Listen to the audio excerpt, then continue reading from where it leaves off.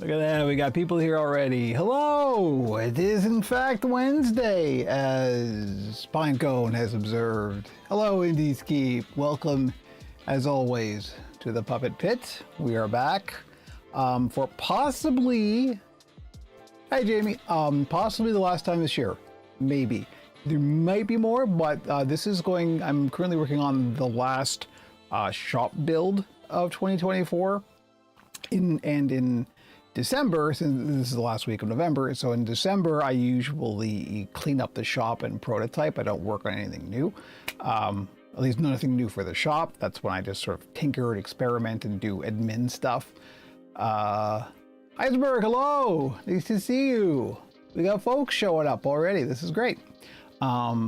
So fair warning, this may in fact be the last build stream of 2024. There may be more if I come up with something that I think we should show and talk about. I may in fact do more. So stay tuned to the socials as usual. I will also repeat this for the folks who show up later because we're just starting. People are just filtering in as we speak. So we're just gonna have some coffee and hang out because we got some stuff. We got some stuff to talk about and show today, so. I gotta backfill the puppet pit with soil for the winter to prevent foundations from freezing. It's true. You know, there we go. There's, I thought I would have that for the background here. We got the Krampus that finished. This was what we were working on last week. Hanging out with the frog back there for the holidays. Getting ready, as it were. Krampusnacht is coming up. Be good. Or not, depending on your preference, you know. So yeah, we're gonna have to do a lot of gluing today. There's gonna be a lot of danger honey today, so I'm gonna have to open the window, and the door is currently open, as you actually can see that, to allow Jimmy, who's just literally walking the studio as I'm speaking. Hey, bud. You want to say hello? Hi. While we're getting warmed up, it might be. Kermit looks not afraid. Kermit wouldn't. Why would Kermit be afraid of the Krampus? Kermit's been good. You don't need to be afraid of the Krampus if you've not been good. Here's Jimmy. Say hello to the nice people, Jimmy. Hanging out. You're gonna be leaving soon because we're gonna be getting the danger honey out. So that's when the cat has to leave. Yep. See, this is good internet content right here. We got cats already. We just won the internet. Not bad. How you doing, bud? Oh yes, hello. Yes, I know. Please don't rub the mic. That's not going to sound good to the nice people. You know, sometimes it's tough to be loved. You know? Hi. Here's my bud.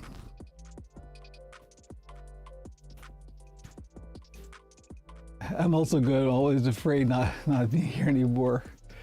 Yeah. You know, it's always, you never know. You never know what standards the Krampus is going to have. You leaving already? That was quick. Oh, well. He's going to sit, he has a little cat bench here. He's going to sit on his bench until it's time to go. Right, James? Oh, yeah. So, stuff. Boy, let me tell you, if you've listened to the podcast, pixelsandpuppets.com, I really should put that URL up here too. Well, you can access it off operationpuppet.com is your one-stop source for all things that I do. Yeah, that Canada Post strike is really hitting me hard. There you go. Thank you, Jamie. All it does is redirect to the page on operationpuppet.com anyway. So yeah, you know, there's going to be more stuff up there eventually. I am almost at a point where I'm ready to launch the full-on Pixels and Puppets stuff, like the YouTube channel and stuff like that. I have actually launched. There is a PeerTube channel, and it's publicly accessible. If you look for it, you can find it. Puppet.zone is the PeerTube URL, and there's also now a second channel for Pixels and Puppets up there. So if you really want to be cool and you're in the Fediverse and you want to like do the PeerTube thing, you can go there and see the stuff that's going to be up there already. But yeah. Pixel Sand Puppets, I know, right? Everybody needs to look at their URL as like a single lowercase thing and figure out which, like, what combination of letters, how can this possibly be misinterpreted? Pen Island is one of my favorites. Just think about that. PureTube is cool. Thank you, Ghost of. I can never know how to pronounce that. So is it Bodefeld or Bodefeld? I'm probably butchering that both times. Let me know. But thank you. Yes, PureTube is cool. We have some pure. I did. Oh, that's. I knew I forgot something. Jamie put up a thing on the Discord privately for me to look at. That was how a possibility of bridging in. PureTube chat into the main chat. So that was, I'm still going to look at that. I haven't just had that time yet, so we will see. Oh, thank you. I'm glad you watched the PureTube. It's the breakdown of both me and the TI-99 4A and the installing of a new video chip, which was fun and worked. That's a spoiler right there. It worked. Everything was fine eventually. So yeah, there we go. So we got some stuff to go over. I actually have a demo plan. I don't usually do this for the build stream because I'm usually trying to get done the thing that I'm working on for the week, but I'm kind of being a bit casual this week. And I also came up with a solution to a problem last week that I thought would be good to demonstrate on the build stream and actually help some people and actually teach people things, which is kind of a byproduct of the build streams now, not necessarily the agenda. So. Bodefeld was a puppet on the German Sesame Street. I'm sure you told me that before. Bodefeld died in a fire in the TV studio. Oh no! Oh, that's a terrible story. We'll just ignore that. Anyway, it's a good Krampusnacht story, right? I don't know. Who knows? What do you know? Pixel sand puppets, yeah. So you know one thing I'm gonna do? I'm gonna barrel right on through because I actually have quite a bit to get through today. So what we're going to be talking about, I'm going to get a lozenge here because I will be talking quite a lot, being on a live stream after all. Last week, when you last joined the story, we were talking about, or I was talking about how I wanted to do the horns for the Krampus, and I had a couple of possibilities. I'm far too low in the frame when I sit back like that. Sit up straight, Kevin. Posture, etc. So there were a couple of possibilities, right? There were basically three options. One is to just 3D print something. Problem with that is, unless I come up with a way of actually building like a scaffolding and then cover it in fabric, which is doable, it's just there's complications around that. Even if I just printed it as a shell, it would just be too heavy. It's just, no matter what you do, that's going to be quite a lot of plastic in there and it's going to be too heavy for a puppet. Puppets, as we know from experience, you need to make as light as possible. I see my mic's going hot a little bit every now and then. Let me dial that back a little bit. Relax, Kevin. So until I come up with a good way of making a kind of wiffle ball type scaffolding for objects, which I am on the hot on the trail of. I have a possible solution. We'll discuss that later, possibly in the new year. The other two options are just carve them in foam, which is usually how I do it actually. When I'm going to do something like a large feature like that, I will usually just carve it out of a solid piece of foam, and it's quite lightweight. The problem with that, of course, is it's very difficult to make it reproducible. Working from a pattern is tough when you're working literally just carving in 3 dimensions and cutting things with scissors, and it's a little tough. So the third option was to flat pattern it and just make it in flat, like, 1/2 inch thick foam. The challenge there, and I'm sorry if you've listened to the podcast, this is going to be a bit of a repeat. But it's worth going over again. The challenge, of course, is how do you pattern that? A cone is simple, right? A cone is just like, it's a cone. You just draw a cone and then you make a cylinder. It's a cylinder that has a different diameter on either end. That's it. That's all. But if it's curved, things get weird, right? Because then what happens, right? Because you've got one line is longer than the other in terms of the pattern. And whenever people who work in either soft materials, foam, fabric, anything like that, the very first thing we think of when we think I need to make a curve is that I need to make darts.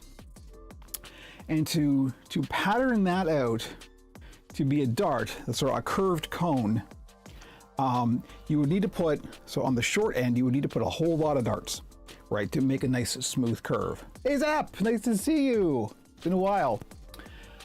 Perfect, going to the perfect vehicle to get Kevin into carved and flocked foam. Never flocking, not around here. I don't have the room for flock. You need a static gun and like a hazmat suit. There's a whole lot. Nog, hello, nice to see you. We get all the people on Twitch today. That's interesting. Slight different balance. Usually we get most of the people on YouTube, but anyway. So yeah, the challenge was how can I come up with a very simple, reproducible, flat pattern for a curved cone that doesn't involve making a ton of darts, right? Because also the darts would be like, then when you go to make the fabric, you would need a whole bunch of darts, and the fewer darts, the better when it comes to like hiding seams and stuff, right? So what I decided to do was what I always do, and I just started making stuff. And I came up with a concept, and then I kind of worked from there. I don't have a particularly, it sounds weird to say being in this business, but I have a tough time kind of visualizing stuff from a flat pattern into a full sort of 3D object. I just have to make something and see what it looks like. So much like I did with my noses, the nose on the Krampus, like we made last week, and I showed it's just a mirrored, just draw the thing you want and mirror it. I thought, what would happen if I just tried to do that with a tube, with a cone, and with a curved cone as well, right? I came up with a partial success, and then I worked backwards and made it into a complete success. So now we'll cut to the chase. I do have a pattern, a flat pattern that is a very simple one-piece pattern to make a curved cone, reproducible, just like that. And I'm going to show you my working through. So maybe this is the kind of thing, if you've got a similar visualization issue to what I do, maybe this will help you. Sort of, I find it's good to find the kind of working through process when you find somebody who does something, particularly professionally, and you get to see how they work.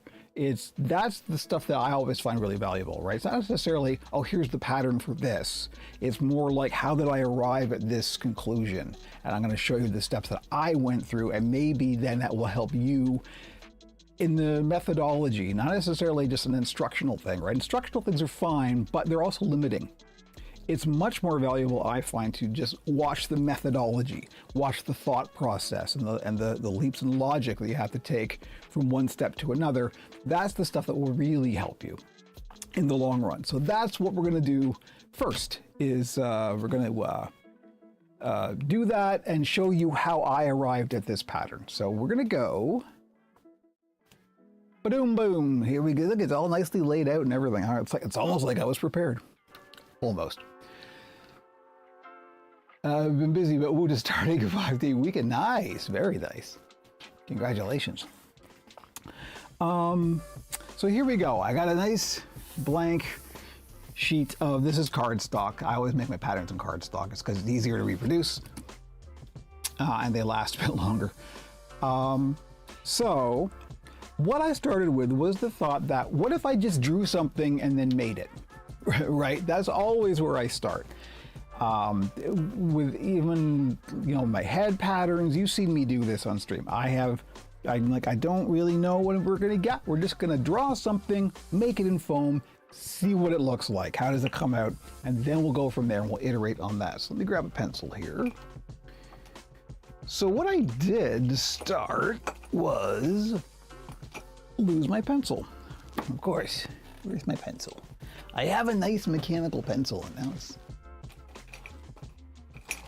there it is. Okay. So what I did was I thought, so if a cone is basically just a tube with different diameters on either end. So rather than doing this as a mirrored piece, we can do it as a single piece and then just wrap it around.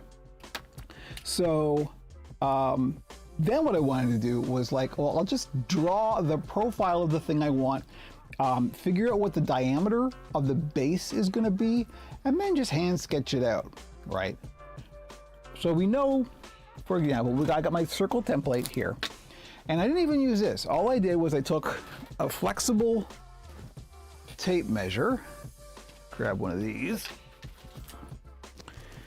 and I went, all right, we'll do this in millimeters because it's what my brain defaults to. Despite the fact that most of the fabric world still works in inches.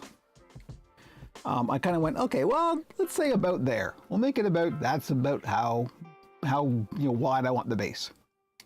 Do you have a specific kind of cardstock or a generic printer card? This is all just generic, like it's whatever I could get easily.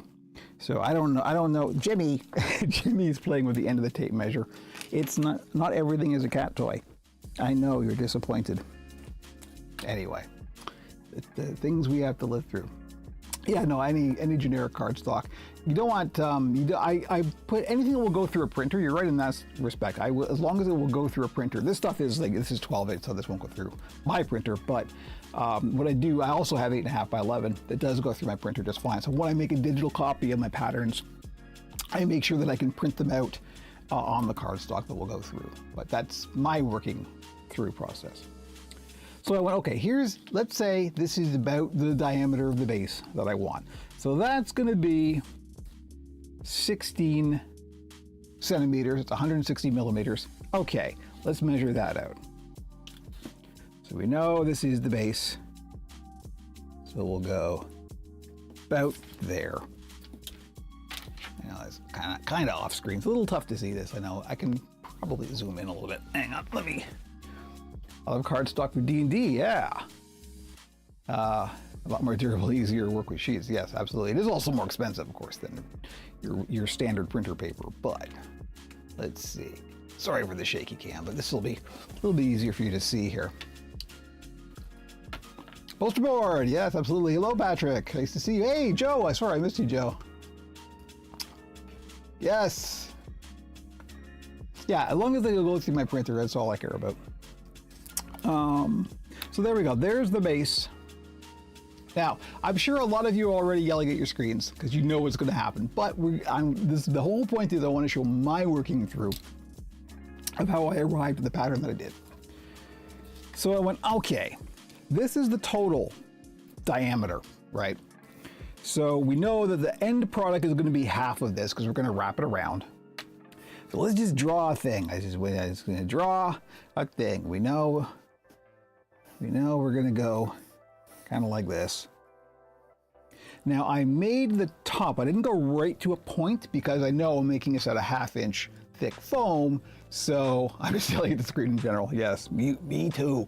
I didn't go right to a point. Yes, Jimmy, you're interrupting me. Thank you. Hello. Do you want to come up one more time? This is it, bud. We're going to the glue soon. So there we go. Okay. Jimmy's going to help me explain. Jimmy's going to look at the stuff on the table and go, I can play with all of that. I didn't go right to a point because I knew I was making this in 1/2 inch foam. And so we want to sort of like square off the top. So when the foam wraps around, we have a place for the thickness to go, right? That was just speculation. And of course, that's just based on experience. So I kind of went, okay, we'll go about like this.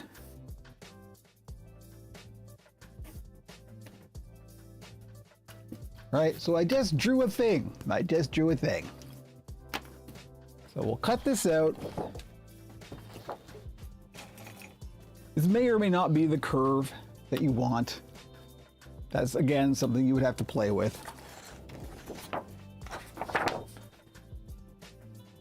But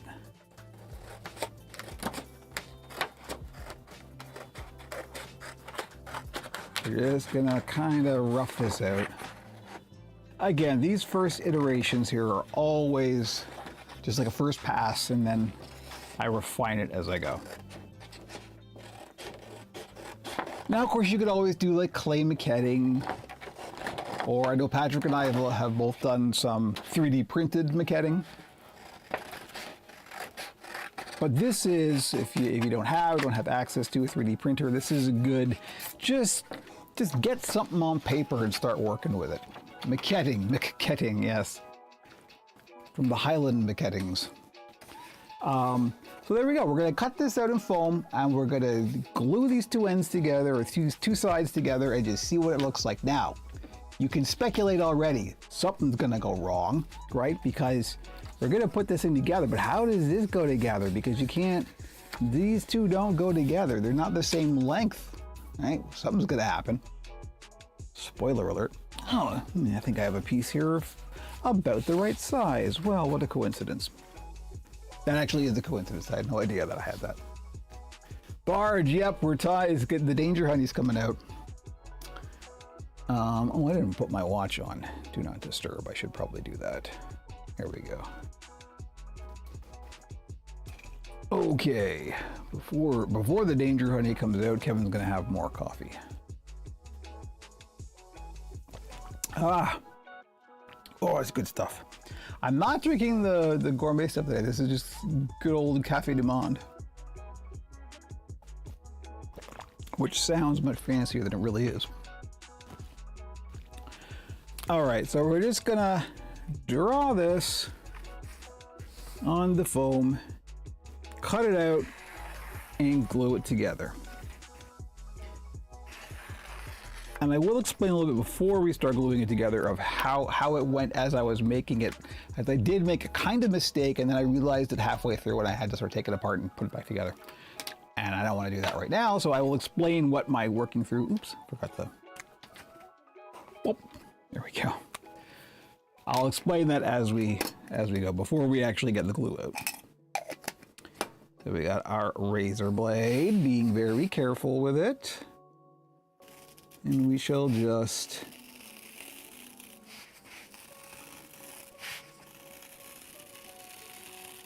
cut out our shape.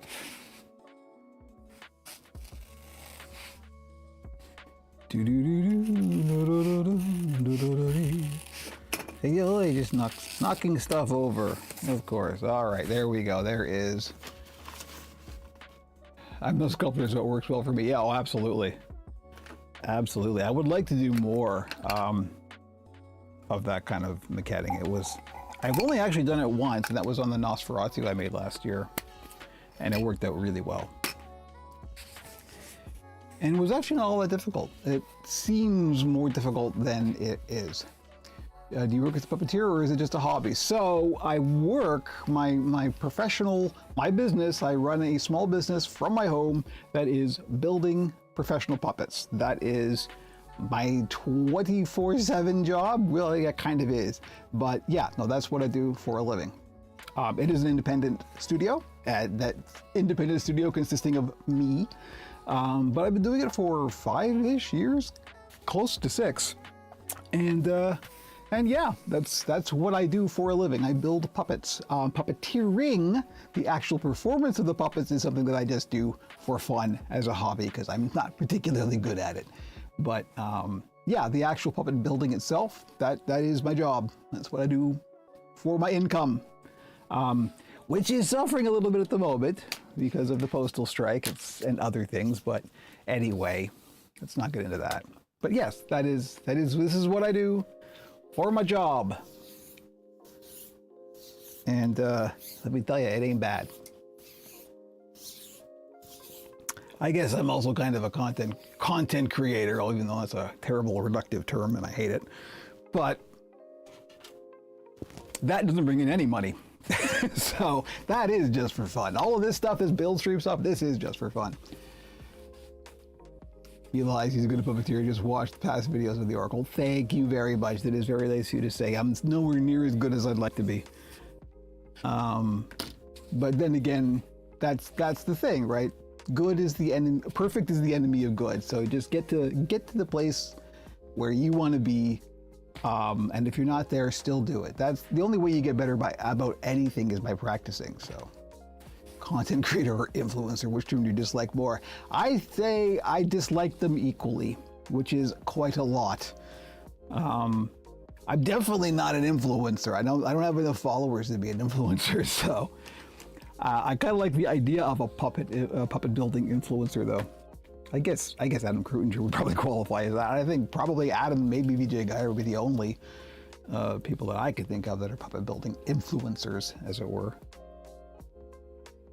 Influencer creator, you know, just a person who makes things. A maker isn't bad. Maker is like one of the terms that I'm like, that covers a lot, but it's a kind of philosophical term, right? You are into the philosophy of making things instead of just consuming things, right? That is, I think it's good. That's at least a healthy label that you can put on things. We could always improve. The canyons and valleys of Earth were created over millions of years. See, there we go. We got the philosophy in the Puppet channel already, you know?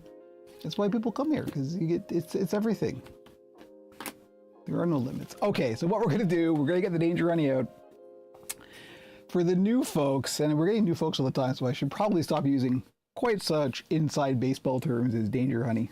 Danger Honey is our, and by our I mean Operation Puppet, colloquial fun term for this stuff. This is industrial contact cement. A particular brand that I use is Barge. A lot of professional puppet builders use this. This stuff is dangerous because the fumes are quite toxic, and you do not want to be exposed to them for long periods of time. So when you use this stuff, you've got to have good ventilation and use a respirator, both of which I will be doing. But given those parameters, and you also want to use gloves. You don't want to get it on your hands. But given those parameters, this is really the only stuff that, or this type of thing is the only thing that you can use to really reinforce stuff. Barge is specifically was developed for the shoemaking industry. So this stuff will hold shoes together. If it'll hold shoes together, it'll hold puppets together. So anyway, this is the Danger Honey. The only reason I'm able to talk to you about this now is because I do not have it open. There's no fumes. When I open this, before I open this, then I gotta put the mask on. And open the window. And okay, Jimmy has left, so I can close the door. I actually have weather stripping around the door. This is a spare room in my apartment, and my wife is out there working. So we'd like to keep the fumes in this room, and I have a fan that vents outwards. So the fumes that do build up in here will get blown outside, just to keep it all nice and safe for everybody. And pleasant. This stuff smells kind of interesting. After a while, you do get used to the smell and you almost kind of like it. It's like gasoline in a way. It's like, oh yeah, that's a familiar smell. But what I am going to do, excuse me for being off camera, I'm going to close this door, hermetically sealing the chamber. And I'm going to open the window and put the fan in the window. No matter how cold it is, I have to do this in the middle of blizzards and horrible things. It's quite chilly today as well, so I'm probably the short sleeve t-shirt was a bad choice, but we'll see. Doesn't matter, the stream must go on. So there we go. Now before I get the gear on, we're gonna have a bit more coffee. And yeah, that grab still looks pretty good. I should get about later and go to the For Real Puppet Cam just to show you. Get some of the cold Canadian air. You know, it just got cold. Like, climate change is a thing, folks, and it's affecting us too. Fall lasts for approximately 3 hours. Now it's just goes right from summer to winter. Even then, I don't remember the last time that we had snow at Christmas. It's been like decades.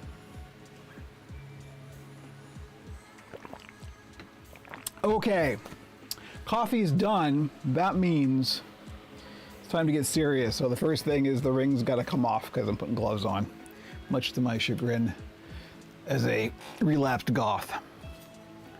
Hey, nothing's more goth than Buddy Guy. Come on. King of the blues.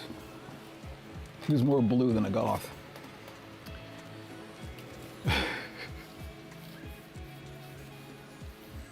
The other Canadian YouTubers I watched said they have a bunch of snow forecasts for this weekend. I haven't actually looked. You know what? I think you may be right, though. I think it is getting chilly this weekend. I will be staying indoors. I actually like a bit of chill in the air, but a couple of years ago I lost a bunch of weight, and for the first time ever, I started actually feeling the cold. and it was like, oh, this is unpleasant. This is what my wife's been complaining about for so long.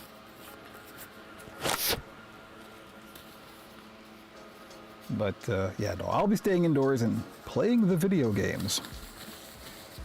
Or I should say playing one video game. If you've been listening to the podcast, you know it is 24/7 Warframe in my brain these days. Okay, so first the gloves go on. You gotta do the Frankenfurter thing, right? It's a Rocky Horror Picture Show reference for you kids out there. And I should have got a lozenge before I put the gloves on, because these are used gloves. There's a little bit of glue on these already. Mod required plug on our OperationPuppet.com podcast. Thank you, Zap. Well done. Zap is on it. Yeah, there's the podcast. So enjoy that. There is a podcast that we talk a little bit about puppets and quite a lot about things that aren't puppets. Tech and gaming, because it's called Pixels and Puppets, and it is what it says on the tin. And there is no easily explainable reason for that. Okay, the very first thing is I do have a mic on the mask here. So let's turn that on. I did charge this up a little bit before the stream. I actually remember this time. So it should be fine. Things are gonna get weird and loud for a minute. All right. Space Engineers and Medieval Dynasty for me right now. I don't know that I'm aware of either of those. Oh wait, Medieval Dynasties I have heard of. Space Engineers I haven't. All right, here we go. I know it sounds a bit weird. Hopefully you can still understand me. But safety first. You see things? Okay, good. Now we open the danger honey. The fan is going, the mask is on, the door is closed. Now, there we go.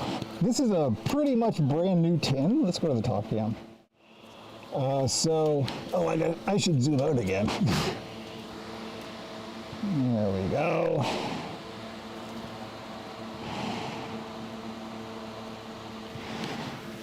I filled out a rabbit hole and ended up saving $3 a year on my binary Usenet account. Oh. I really got to get hooked up with all that stuff. I have none of it. And I don't think I can afford streaming services anymore, so, you know. Anyway, this is kind of a brand new tin, so the glue is right up at the top. So that means when you take the brush out, it's like just on there. It's just covering the brush. So you gotta kind of let it drain.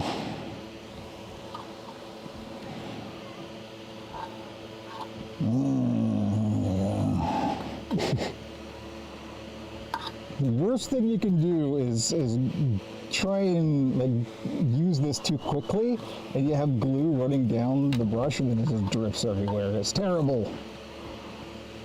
You gotta respect your danger, honey. All right, that's probably good enough. So, very, very light coat on both surfaces that you want. Now, the mistake I made when I put this together the first time is I started at the bottom. And then I realized partway through, oh, this isn't going to work. I'll start at the top. And when I put this together, you'll see why.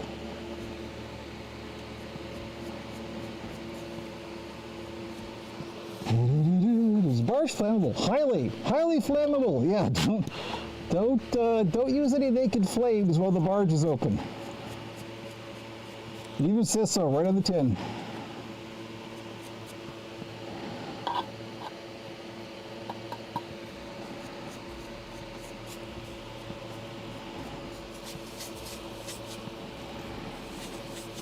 Barge is everything: flammable, explosive, toxic, no fun at parties. It's true. Yep. Yeah, don't smoke and use barge, you know what I'm saying? Don't smoke, period, but don't smoke and use barge.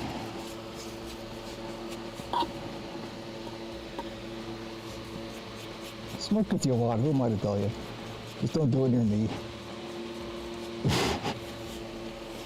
I used to smoke. I used to smoke quite a lot, actually, and I am now pleased to say that I've been quit for, gosh, 12 years? Never looked back. Okay. There we go. So we put the glue, now tapping it off. I haven't tightened this because we may need to use it again, but I have it tight down enough so that we're not getting fumes coming out. Okay, so you have to let this dry until it's almost completely dry. It just needs to be a little bit tacky to the touch. To speed that up for the stream, I'll use a hairdryer and turn off the heating element, because heat will actually reactivate the glue. And I have a little button here that just disables the heating element, so I'm just blowing air.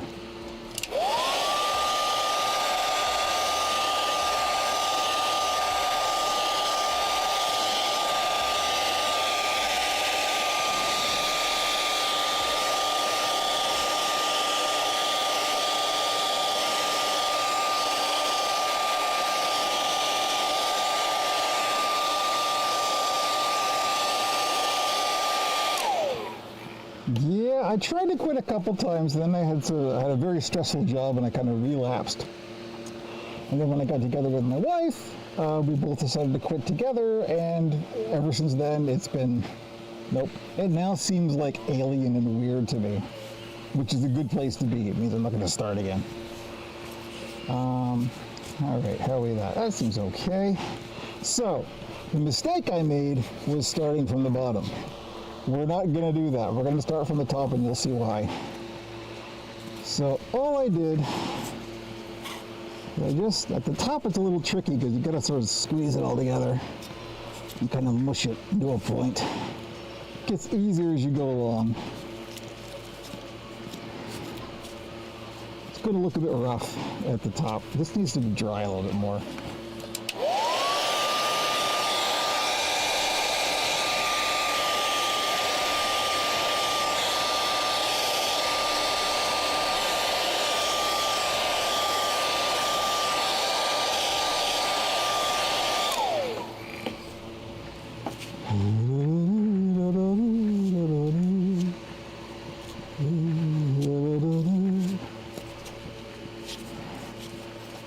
But what you want to do, once you get past the kind of really tricky part where you got to squeeze it together, you want to sort of place the two edges together, kind of like that, and then push down.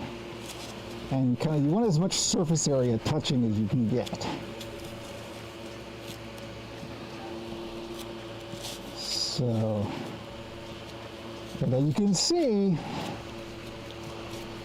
where the problem's going to happen already, right? We're not going to get a flat base. And that's why starting from the base, it goes wrong, because then you can't sort of create the tip.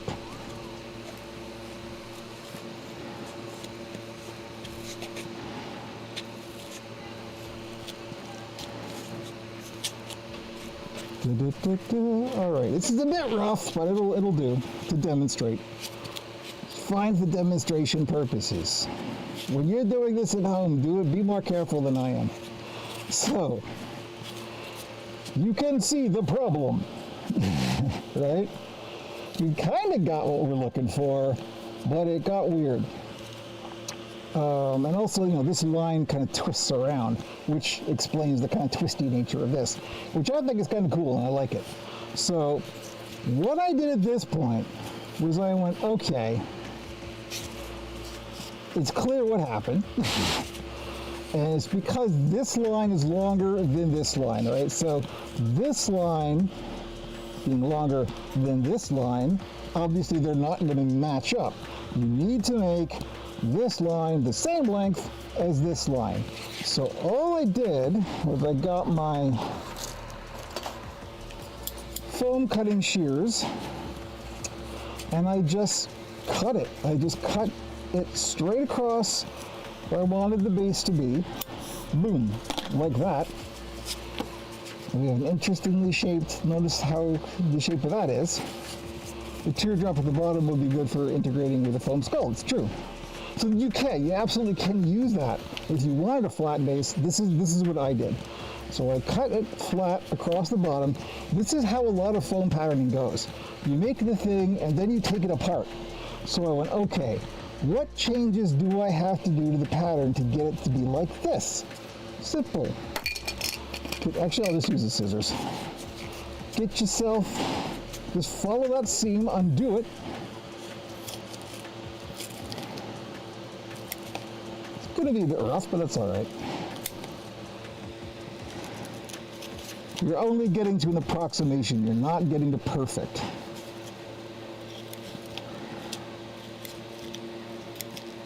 Actually, you know what? I'm going to use an X-Acto knife to do this. Because the tip did get a little crushed there. That's all right. There we go. So now, I mean, this is basically flat patterning, right? Sorry, this is all crooked. So now we can see, okay, now it makes some visual sense, right? This line and this line are the same length. So all you gotta do, and all I did, was I just sort of placed this down and I went, oh, okay. This right here is where we want our line.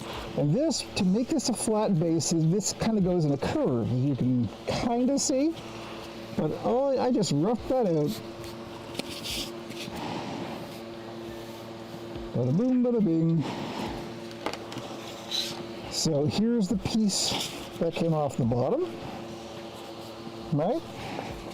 JR24, hello!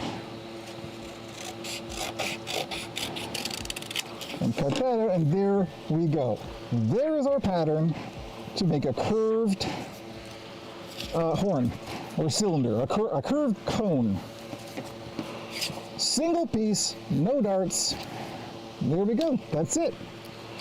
And so this is the actual pattern that I ended up using for the Krampus horns. I can actually take this mask off for a second. We will be coming back to that momentarily because we've got more gluing to do, but let me just turn that mic off, save the juice. But let me go to the face cam here. I can show you. Happy early Thanksgiving. Yes, for the USA folks. Happy early Thanksgiving. And you can see even, so this is the pattern that we just made. And this is the pattern that I use for the Krampus horns. They're pretty much identical, right? Look at that. No problem. So that's all I did was I put the thing together, figured out what was wrong, made it right, and then took it apart so it was laying flat again. And that's how I came up with this. Let's get to the Krampus here. And then I covered them in fleece. Now, for that I just I sprayed some Super 77 and then I draped it and I cut it and then I just ladder stitched. You can see up the back here. There's, you know, okay, maybe you can't see. It's very well hidden in this camera. There is a seam up the back, and I did that just by like literally wrapping the fleece around it and then cutting off the excess and stitching it up. But there we go. There's our Krampus. But this is this, and that is it. Let's go to the puppet cam here. I haven't used this in a while, huh? Hopefully it'll be in focus. I really should have checked that. Hello, everyone. Be good. Thank you. Yes, the nose is pretty good. Who are you to? It's my nose. I did it. Me. That's not a bad voice either. All right. Behave yourselves. Otherwise, I'll be seeing you. Mighty Quinn, hello. Nice to see you. Well, playing with puppets, of course. Here we go. Yeah, there's lots of good secondary motion in this. That's why. So this tongue is actually made out of microfiber, not microfiber, but ultra suede. That's the word for some reason. Wasn't coming into my head. Bonjour, Restream bot, yes. How do you pattern for the nose? The nose was made almost exactly the same way. I just drew the shape that I wanted and mirrored it. And in fact, if you go and watch the VOD for the last build stream, I made the nose on stream, so you'll be able to watch that. But yeah, it's almost exactly the same methodology. I just drew the shape that I wanted, mirrored it, glued it together in foam, and went, oh, okay, that worked. So here we go. That is our Krampus. And the teeth are all 3D printed. FYI. So there we go. There is today's demonstration. Now the funny part is I'm not actually going to use that for this week's build because, as I did explain on the podcast, because of how weird things have got with the shipping, I am not focusing on holiday builds at the moment, just because I doubt I'll be able to get anything to anybody by Christmas. So I'm doing one last shop build for the month and for the year, and then we will see how things go. But what I am doing, I decided to switch gears for the last build of the year. I haven't done one of these in a while, so we are doing an eyebrow mech furry monster. And here we go. So here's where we are right now. Now it's interesting. I realized that now this is a 3D printed thing. I'll show this off in a second, but this is my custom made 3D printed eyebrow mech design. It's very simple. I realized there was one kind of furry monster I hadn't done yet. I have made like probably dozens of these at this point. And so, you know, after a while, it gets kind of hard to not repeat yourself. And I realized that for whatever weird reason, there was one kind of standard type that I hadn't actually made yet. I've done lots that have either the upper and lower jaw are even or have an overbite, but I had never done one that had an underbite, so we can put like fangs or something underneath. So that's what this is. This is a nice. It's not as much of an underbite as I would have liked. The fur kind of, you know, obfuscates things, but here we go. We have a nice underbite. So we're going to put some teeth in there, and I'll show those off in a minute because I got some special plans for that. Do you do a special episode with your Krampus on December 5th? I'm thinking I might try and do something this weekend, like a special, sort of the season finale of the Oracle or something. I've got some ideas, and while I've got the Krampus here, because no one's purchased it yet, maybe we'll have the Krampus on the Oracle or something. We'll see. I'm still mulling that over. But yeah, so this is what we're working on now. So the next step is I got to do the eyelids and eyebrows. So that's what we're doing next. And I'll show off what I'm going to do with the teeth a bit later because I got special plans for that. But let me get rid of this stuff and we will clear our work surface here. Let's go back to the top cam. Getting ready for that. It's getting chilly in this room with the window open, and it's going to have to be open for a while yet. So actually for the next bit it won't. I think I may close it and let it warm up a bit in here. It's quite chilly. We're going to get rid of all that. So what I'm going to do, well, let's put this on the stand over here. I know it's off camera, but it won't be for long. Is I want to show how I do the eyelids. So this is actually a pretty good angle. I've got this on quite a tall stand. I know you can only see my torso in the face cam. Tough. Enjoy the Buddy Guy shirt. But this is like quite close to the camera and you can see it, and hopefully the autofocus will cooperate.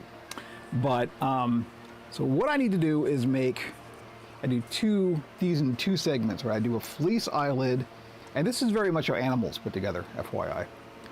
I do a fleece eyelid, and then I do a furry eyebrow, and that just goes across both of these. I did an underbite on one of my goblins, and I think I made that first. Yeah, I really like the underbite thing. I do more of that. That's what my ogres are. In fact, for this, I pretty much just use the ogre pattern and just Like I said, I want a bit more of an underbite for the future iterations, but this will work for now. So the first thing to do is to make the eyelids. Now, about that. That used to be a bit of an issue because the way I did these before I got the 3D printer, you know what, excuse me for a minute, it is getting quite chilly. I'm going to close the window for now while we're talking. We're going to be patterning something out so I can let it warm up a bit more in here. Just temporarily closing the window. We're going to get back to the gluing soon, but just in the meantime. Before I had a 3D printer, I was doing these eyebrow mechs the traditional way, which is to just use bent wire. You just use copper clad steel welding wire, and which is quite strong. It's what I use for arm rods as well. And you would just literally bend those into shape. And I still use extra large ping pong balls for the eyes. I could 3D print something for that, and it would end up looking like a ping pong ball anyway. Ping pong balls are easy and cheap, so it's a good option, I find. I know some people don't like ping pong balls because ping pong balls always look like ping pong balls, but you could go to a lot of lengths to make a spherical eye, a spherical white eye, and you will inevitably end up with something that somebody's going to look at it and go, that's a ping pong ball, right? So we might as well just start with a ping pong ball, as far as I'm concerned. Yeah, Muppet Vision 3D is going away. Jamie actually has some insight on that on the podcast. Hey, we're plugging the podcast like mad today. We work hard on it, so please go listen to it. Yeah. So the problem with doing the eyelids when you're doing the bent wire is it's really, really hard to bend the wire consistently. So it's the same every time. So you always end up with something that's slightly different. I don't think I made any two eyebrow mech monsters that are identical for the first couple of years that I was doing this. And because of that, every single time that I would make one, I would have to pattern out the eyelids specifically for that build. That is not the case anymore because I came up with this. This is what's inside there. I think I've shown this off on stream before, but this is my solution. I haven't made these STLs available publicly, but this is the kind of thing that you are going to want to build if you're going to want to try this. The reason I did it like this is because there's no more bending wire involved here. That was the worst part. Bending the wire is the hard part. My goal was I want to get to the point where I'm not using any of the wire at all. And so this is it. And then this is all print in place. So even the little ring that's around here just gets printed as part of it. And I printed with a pretty good infill. So this rod here is nice and strong. And all I do is I take a ping pong ball, drill 2 holes, and then cut a slit between them and sort of feed that around these. And these are measured specifically to go over 55 millimeter, I think, 55 millimeter extra large ping pong balls. You would have to size it to your own sphere, but this is basically it, and this is all there is to it. It's very simple, which is good, and very robust, which is also necessary for what I do because I'm selling to the general public. I need to make these quite durable and strong and hard to break. That's also the other side of things. It's why I don't do a lot of mechs, because mechs will always break, right? And so when you're doing this for a professional or you're working for, like a TV show or something, that's different. They understand that you have people standing by to do repairs on set and stuff like that. So that's a whole other kettle of fish, as it were. But when you're selling to the general public, people are buying these things with the expectation that they're going to be as rugged as toys, and that is not accurate, right? These things, they're all handmade. The more complex a thing is, the more things can go wrong with it. These aren't coming from a factory, these are being made by hand. So of course, there's going to be variations. This is my solution to make a robust, more or less break-proof eyebrow mech. So that's it. So because I've got this, and these are of course reproducible, I do sometimes put padding on the switch for the eyelids.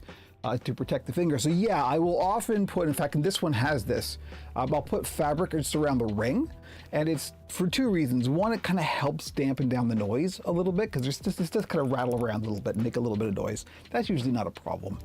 But it's better to have as quiet a puppet as possible as well.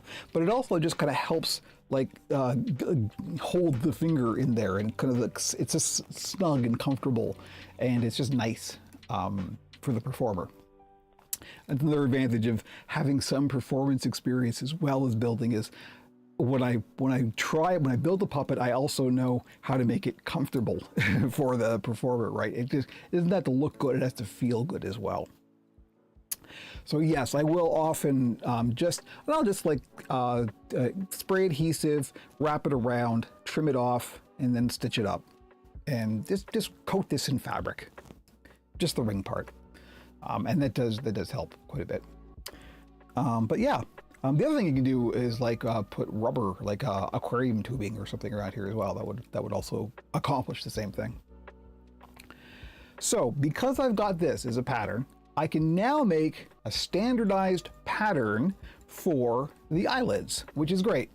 And my problem is I always lose them. I'm not sure where they are, so we're just gonna make another one live here as we speak. So I remember watching Big Bird in a YouTube video not long ago. The mic actually picked up his iMac. Oh, wow. Yeah, see, that's Big Bird, okay?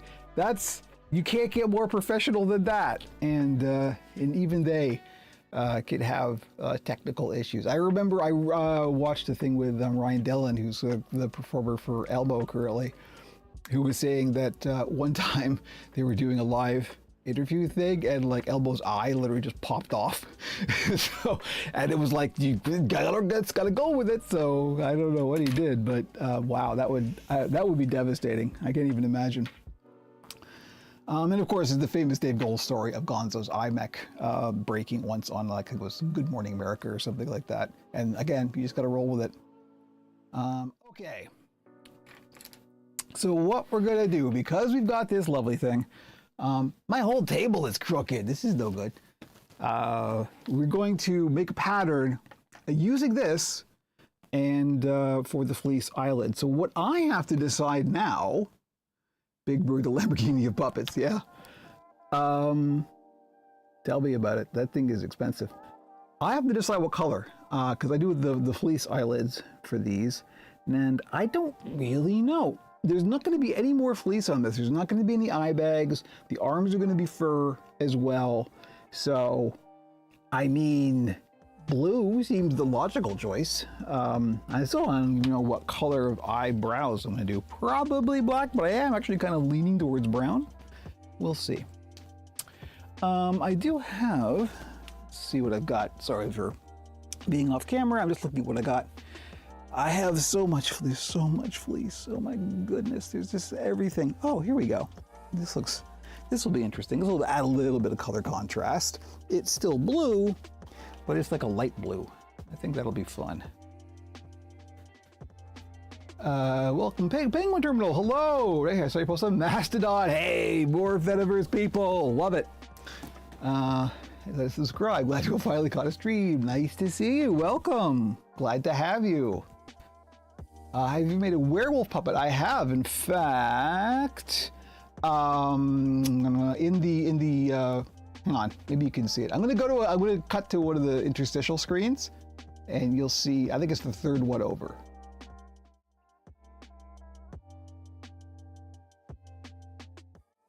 All right. Well, you really can't see that. However, yes.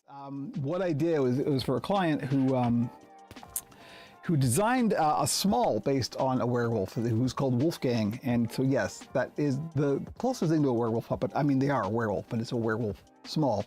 But I do have some ideas for next. I think next year at Halloween, the big Halloween build may in fact be a full-on. If you can picture the Muppet version of An American Werewolf in London, that's where my brain's going. Really, really, like, just psychotic eyes. I have some thoughts. It needs to be Halloween again, because that's my time. I'm just not a Christmassy person. The Krampus is the closest I get to Christmassy. Okay, so this is real simple. In fact, I'm doing it like this, make an actual pattern, and try not to lose this one, Kevin. I finished my coffee, oh no. I'm gonna have to get more. Do I have any cardboard scrap around here that's big enough? No, I'm gonna grab some. Cardboard scrap.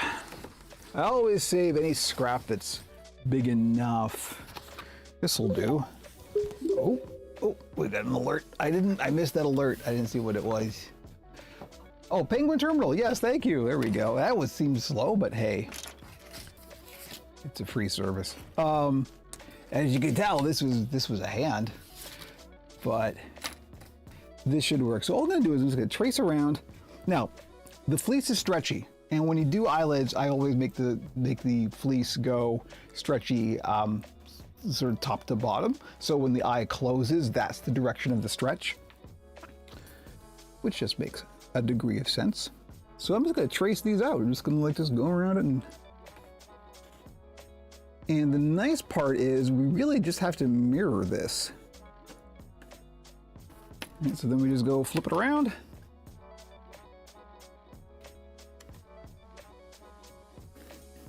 And I'm just going to connect it up at the middle there. My hands are probably really in the way.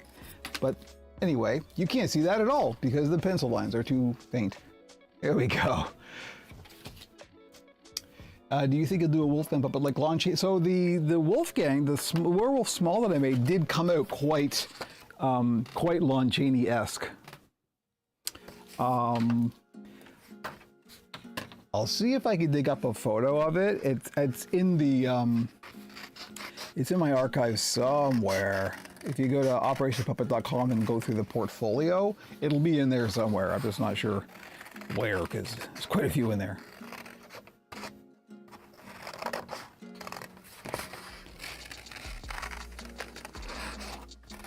But yeah, it was quite the Lon Chaney-esque.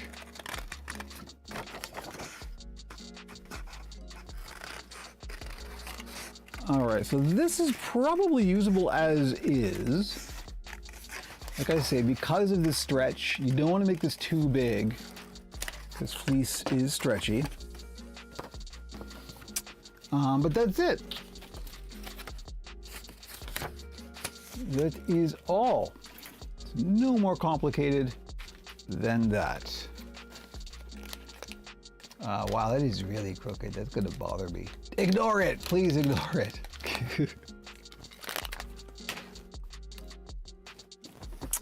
So all I'm gonna do now, the werewolf is the third puppet on his portfolio. I need to update that portfolio. Boy, oh boy, that's a long time ago. I haven't updated that stuff in a while. There's been a lot of builds since then. Let me tell you, internet. First thing I'm gonna do, this is zoomed out a little too far. Let me just pop that down a little bit there. There we go. You don't need to see my knees. Nobody needs that. Okay, so I'm gonna take a little blue marker here.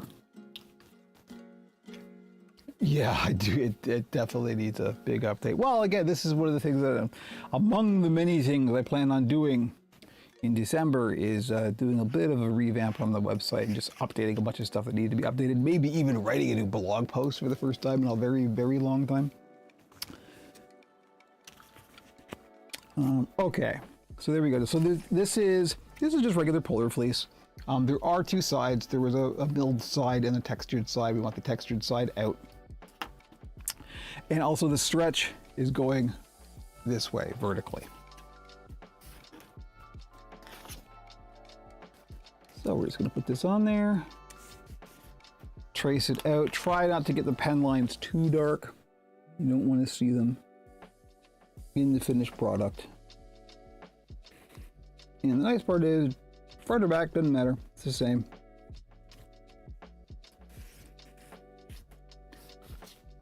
You can kind of see that.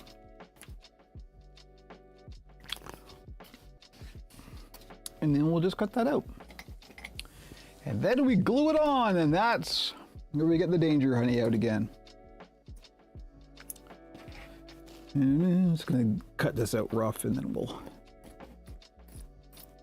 finesse it.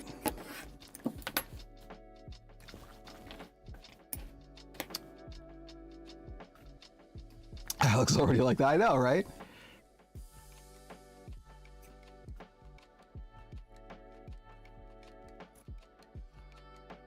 Do.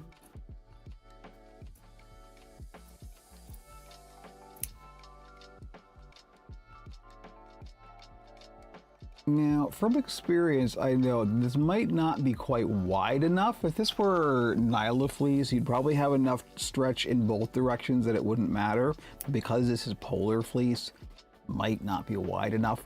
That's okay in this case because of the way I'm going to do the eyebrows. But you may want to add a little bit of width.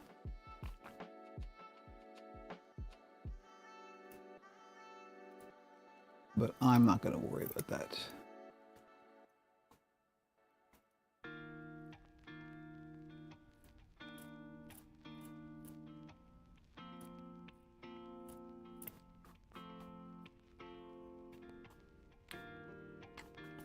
All right, I am a little concerned, however, about the degree of stretch we have here. I'm just going to sort of put this on and mess around and see if we need to make any alterations. We might have to do another slight iteration on this just to make sure it's going to sit and stretch in the proper fashion before we commit to the Danger Honey. Okay, so let's go to the top cam here. Oh, we are on the top cam, never mind.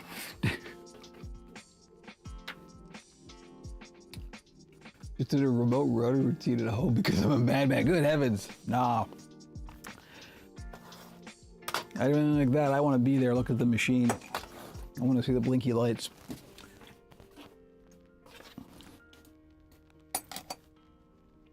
Okay.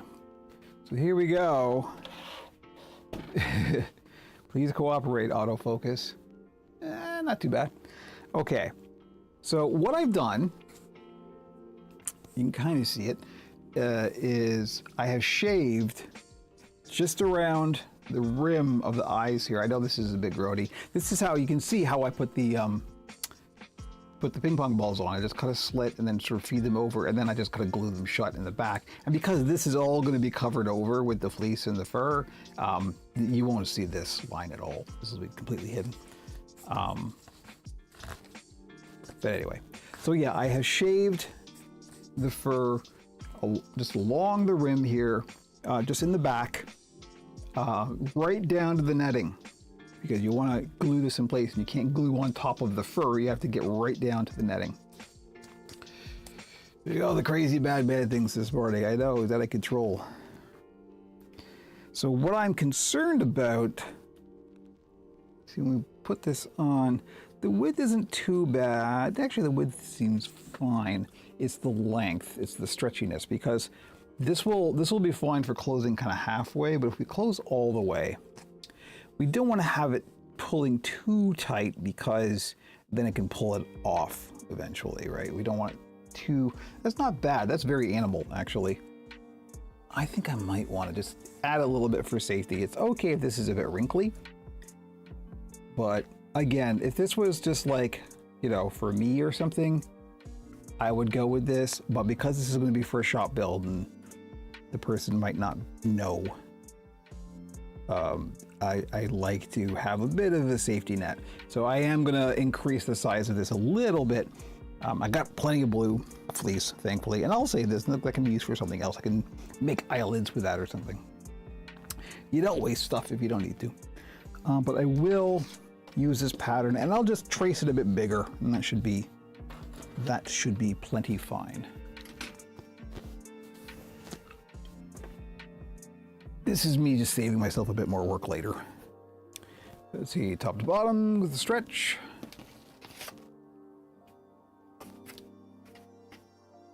And get our pen again. What's your time like? Okay, we're an hour in. That's pretty good. We are doing well.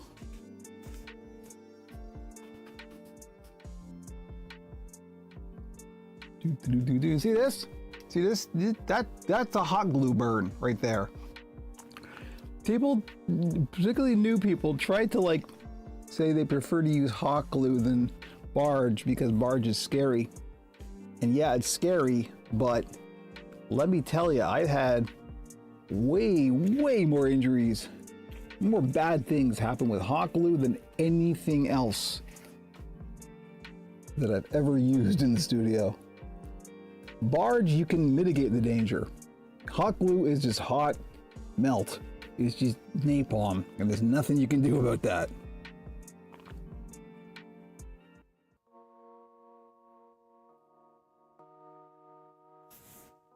So I'm just doing like about, I don't know, 4 millimeters, 5 millimeters, whatever that is in American.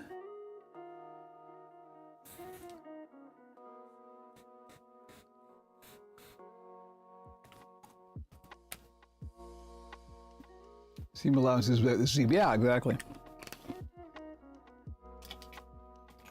All right, let's cut that out. We will just toss this onto the ever-growing scrap pile. I'm serious. The scrap pile is up to my waist. Among the things I will be doing and starting next week is cleaning up the shop.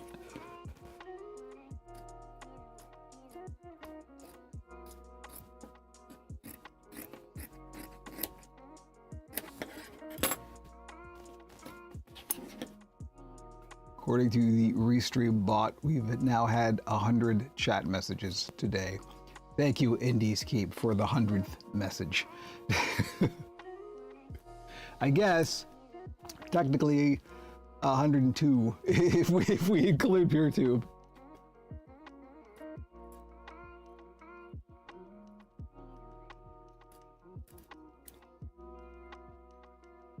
All right, so we're just cutting this out, and then it will be Danger Honey time.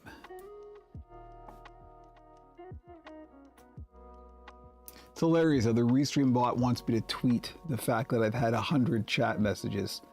Two problems with that.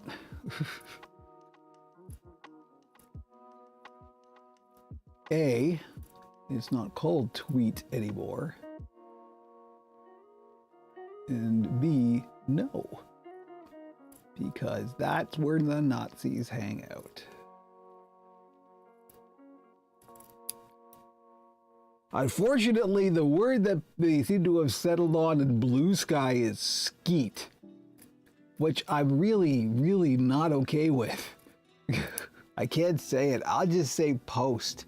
Exactly. Cool kids only toot these days. I'm not actually thrilled with that either. Post is what happened to post. This is the old man yells at cloud portion. Post is fine. Post is meaningful.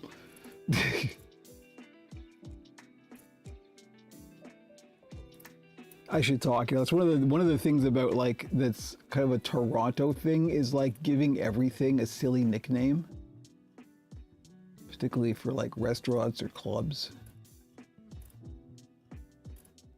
Most of which probably shouldn't be repeated on a family-friendly build stream. Okay, there we go. This should be good enough. There is a postal strike. Yes, absolutely. Oh, I see. You're making a joke. Very funny. Yes. Well done. I wish I had seen that. And my master instance still uses post. Yeah. Well, the thing is, they officially changed it. It used to be toot, and then when it suddenly exploded, when Musk took over, they changed it to post, and there was like a user revolution against that. No, we're tooting, darn it. You're really married to that one jag, huh? Okay, anyway, let's have a look at this. See how this is gonna go. I think this will be just fine. So you can kind of see just how that's gonna sit. And all we're gonna do is we're gonna take some glue and we're just gonna run right around the edge. And also, this is the underside, obviously, of the eyebrows. And so we're gonna glue it onto the underside of the eyebrows here, just all the way around. And then under here. Now, the only fiddly bit is right in the middle here, because I didn't want to shave down this fur as well, because I kind of like this sort of poking around. It'll be nice to sort of get underneath the eyes as well, kind of like that. You'll actually have a little bit of a gap right here. And that's okay. As long as you get it, you know, sort of as close as you can, then it'll be fine. So the way I do this, because this is very delicate and very sort of precise work, rather than using, you know, an acid brush or the brush that comes in the barge tin, I'll use these. These are disposable makeup applicators. And you can get in there and just sort of paint detailed little things in there. So I have quite a lot of these, some of which I've actually used for makeup, believe it or not. What are we doing? We're getting the Danger Honey out. I think I might need a coffee break before we go into full, because this is going to be a lot of Danger Honey. Thankfully, Blue Sky hasn't officially, sorry, I'm catching up on chat. Thankfully, Blue Sky hasn't officially adopted Skeet. It's just the kids thing. Yeah, I know. I know. People give you a heck if you don't use it, though. By people, I mean, I don't know, nobody I follow. I've seen pushback against the pushback on Skeet, so, you know. Anyway, I'm going to get another coffee, and we'll have a little bit of a coffee break here, and then we'll get on with the Danger Honey, because I don't want to open that window quite yet. It's not warm enough in here yet. Give me 1 second. I'm going to go grab some coffee, and I will be right back.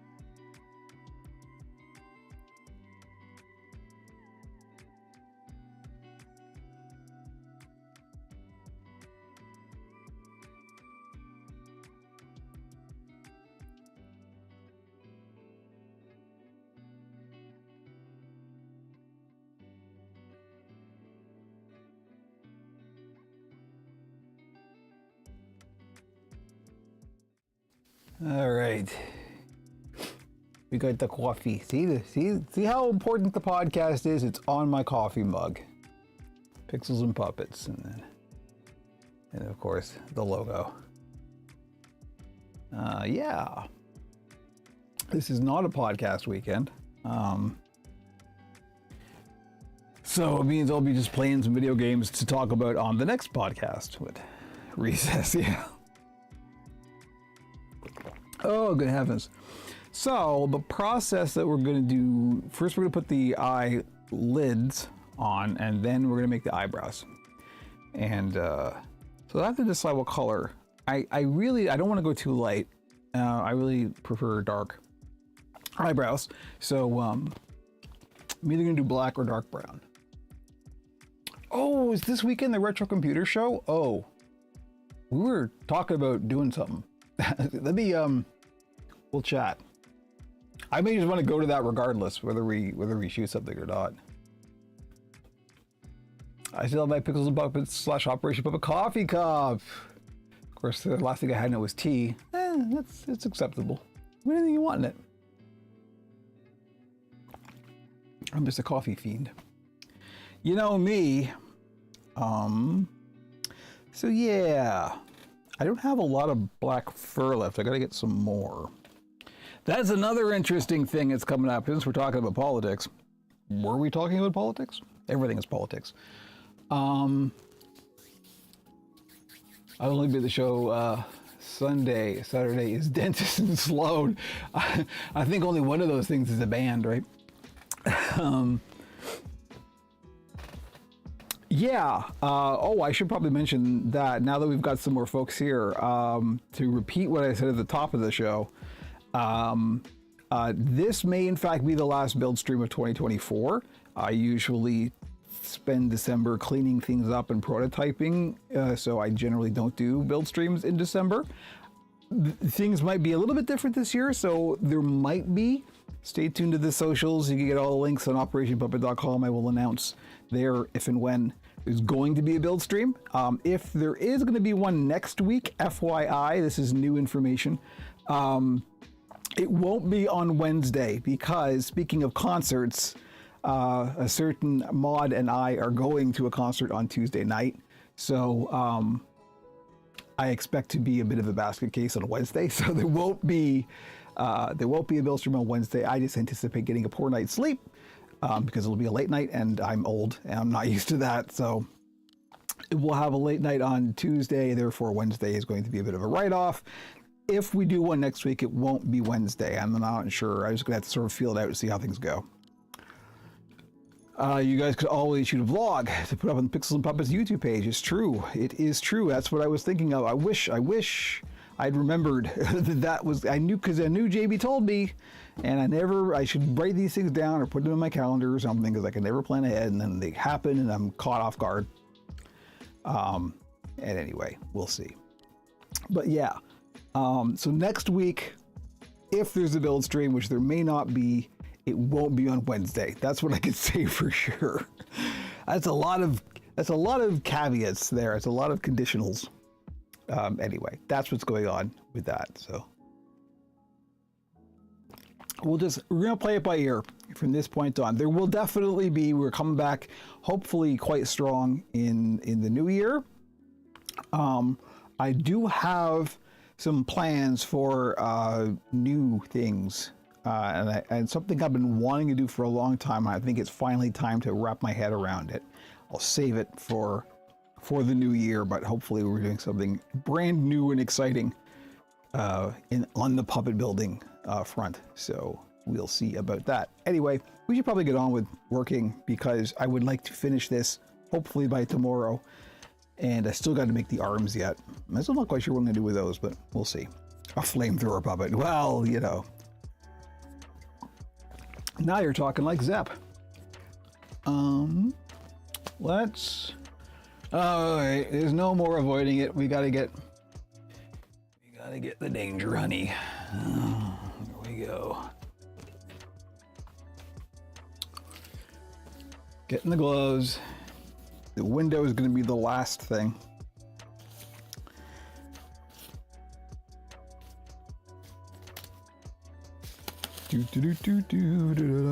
One thing that we are going to do that I finally kind of figured out for the Pixels and Puppets YouTube page is, getting the podcast onto there was the challenge for various reasons. I can't just import an RSS feed like I was hoping I could.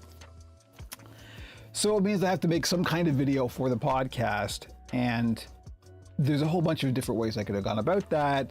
Doing like an audio visualizer is the simplest. It also, for a very complex series, I've been working on this, and there's a very complex series of reasons why just doing a simple waveform audio visualizer, it's doable, it would take forever.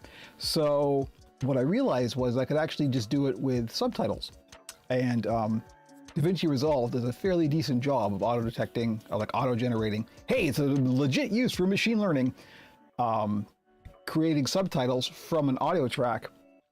So I just take those, burn them in, and that's actually kind of useful for people. So I think I finally have a solution and a video template for the podcast, and that's what will be going up on the YouTube and PeerTube channels. That's another thing I'm going to be working on this weekend, so we'll see. We'll see. Because we don't shoot video when we do the podcast. Normally, we've done one live stream. It's a lot of work. So that will not be a regular thing. We're so streamlined with the podcast now that we can just sort of do it and get it done. And that's good.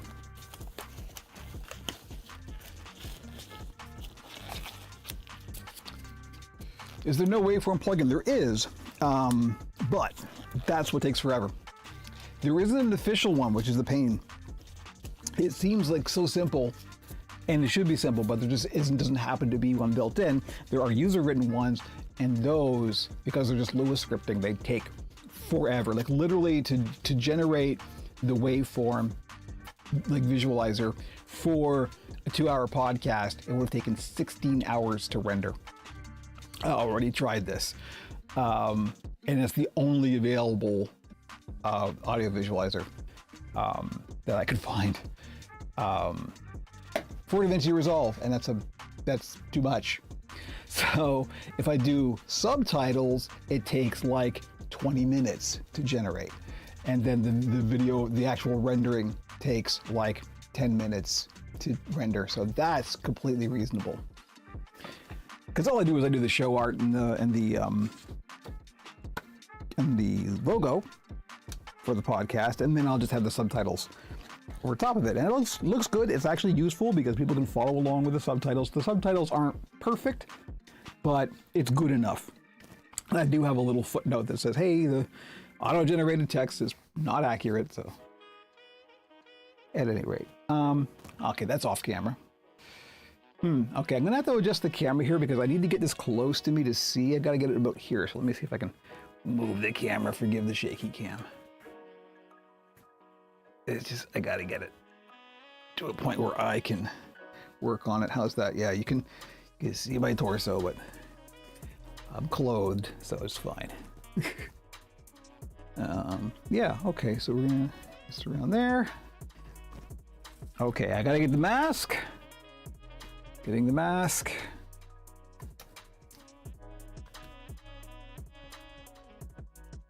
You know what I didn't do?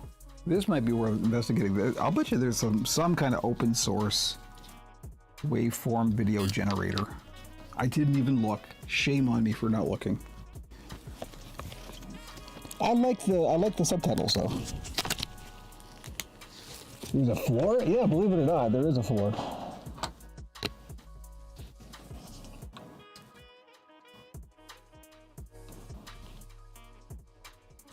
Not much of one. What you're seeing is pretty much it. Everything else is covered in fabric. Okay, so now that we got this, we're gonna open the window. Oh boy. Here we go. Opening the window. Putting the fan in the window, turning the fan on. And getting out the barge. That's right, I got a floss, so what? You want to make something out of it? All right, letting the brush drain so we're not dripping glue everywhere. We're just going to set this brush aside because we're not going to use it. I just don't want it dripping everywhere.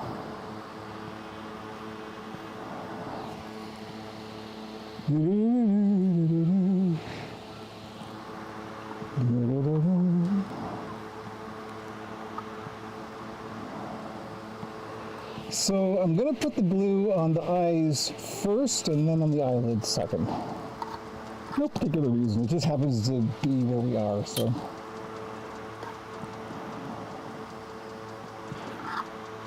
Alright, set this aside and be aware of where it is so I don't knock it over. And we'll get our little makeup applicator and start painting this in. And the nice thing about this kind of contact cement is you've got working time. You don't have to rush. Sometimes it can get a little too dry, but you can just add a little bit more.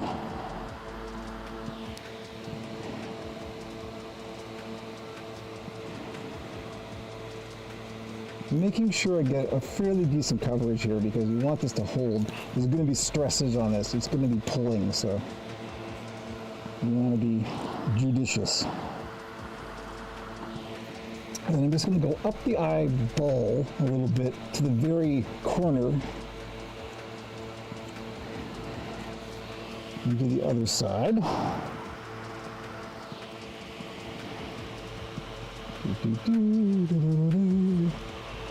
Yagabatu.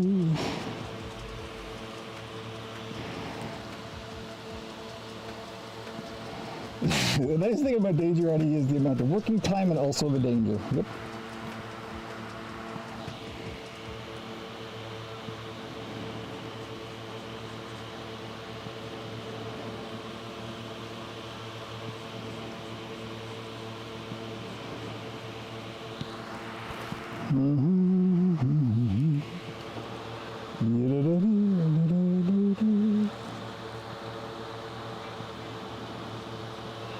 The whole thing about working with materials like this, or substances like this, you just have to take your precautions and not be afraid of it.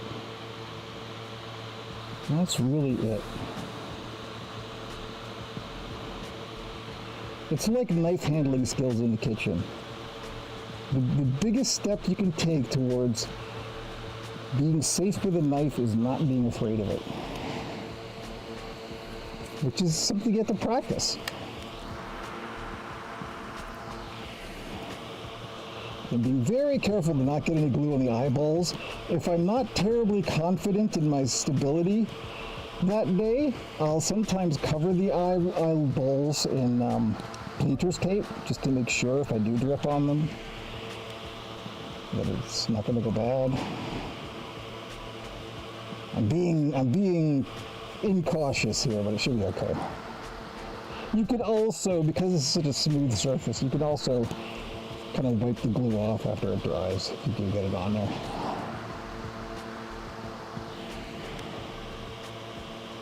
Alright, so you see I'm just going around.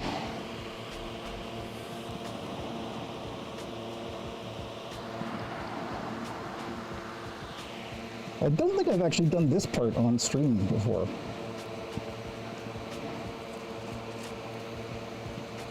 New content hashtag.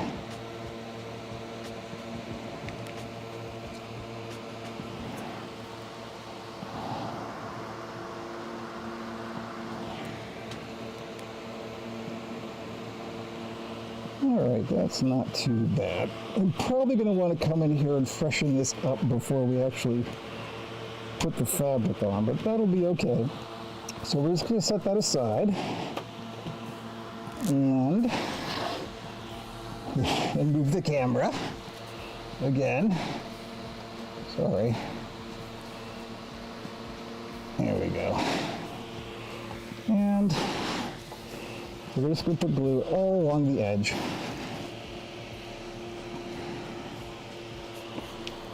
This is something that I have found over time this can lift off. The only repair I've ever had to do on Frankie is this. This actually lifted off and I had to re-glue it. And that was after quite a lot of use too. So, you know, it's going to be undergoing stresses.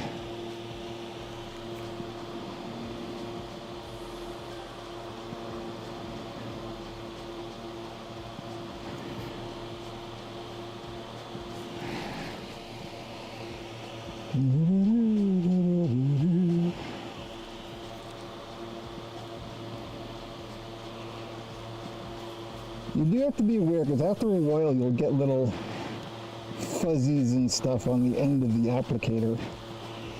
You're just going to be aware. Try and get them off.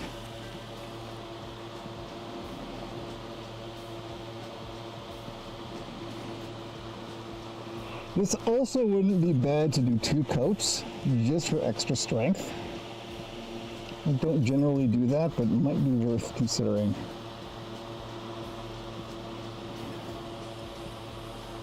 You know, do a coat, let it dry, add a second coat.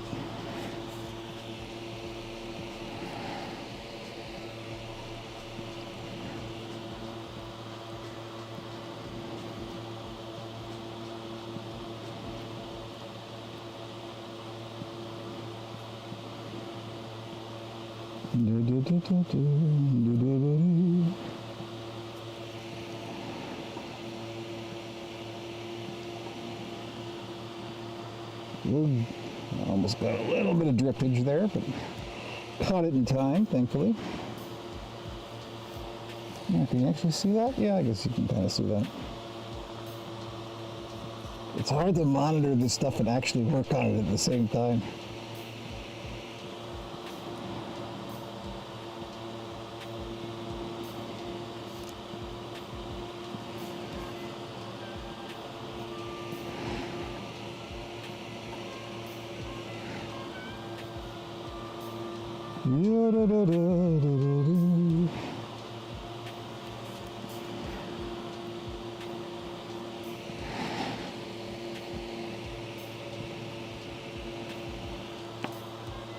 This is exciting, huh? What'd you do today? I watched a man paint glue. Oh. On the internet? Yeah. Oh. Hey, no kink shaming.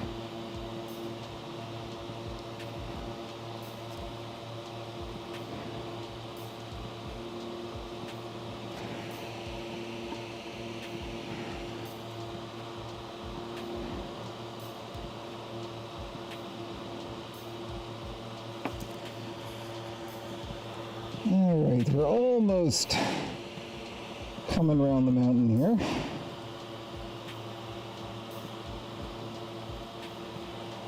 Yeah, I got a bunch of fur on my applicator. I watched a highly skilled expert demonstrate the safe handling, storage, and usage of highly volatile hazardous chemicals in a safe and educational way. Or some guy playing with glue. Well said.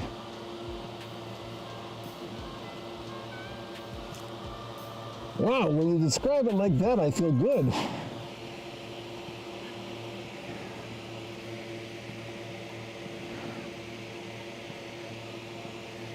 All right, this applicator is now all furry, so I'm gonna get a clean one.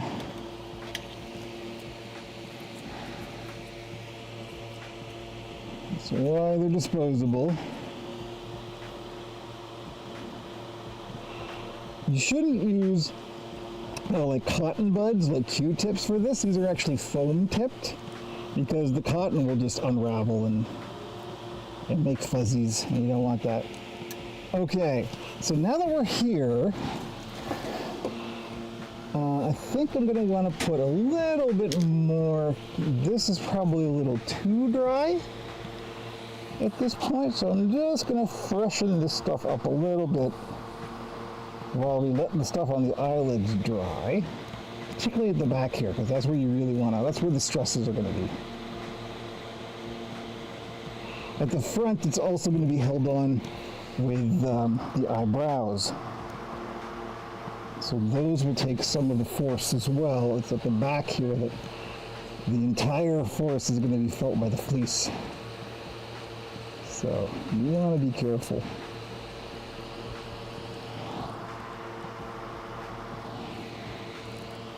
Oh, almost got a drip, but caught it in time. Oh, this is off camera. I'm sorry. I keep forgetting. I'm just working. I'm just going. On a scale of 1 to 10, how great does barge smell? Well, I quite like it, unfortunately. But it's not. You can't really compare. The closest thing I can compare it to is not the actual smell, but the experience of if you like how gasoline smells. You'll probably like how barge smells.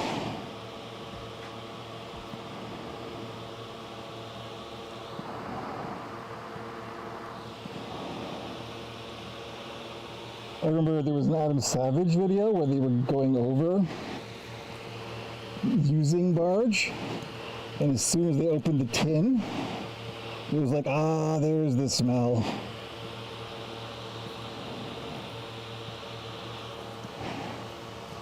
That was not the answer I was expecting. I know. Just one of those things. Okay, so now that I got that, this glue is now, we've got a good coverage, but we're also probably a little too not dry. That had been wet being the actual word for that. So I am going to hit it with a hairdryer just for a little bit. Making sure we don't get fur flying all over the place.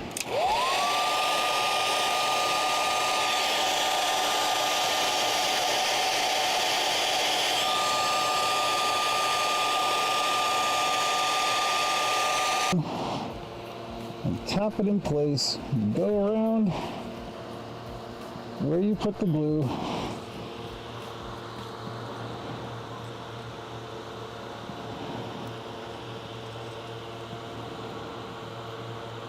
There we go. I haven't pressed it down yet, I'm just kind of getting it set. Because then we want to go to the front.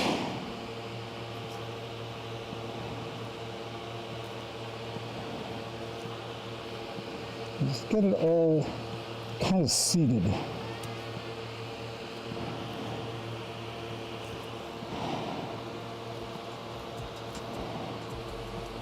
But you can see how nicely that lines up, right? It's very, very nice. Never used to be this precise. Okay, now that looks pretty good actually. Let's go with that. So I'm making sure I don't have any goppy glue on my fingers here.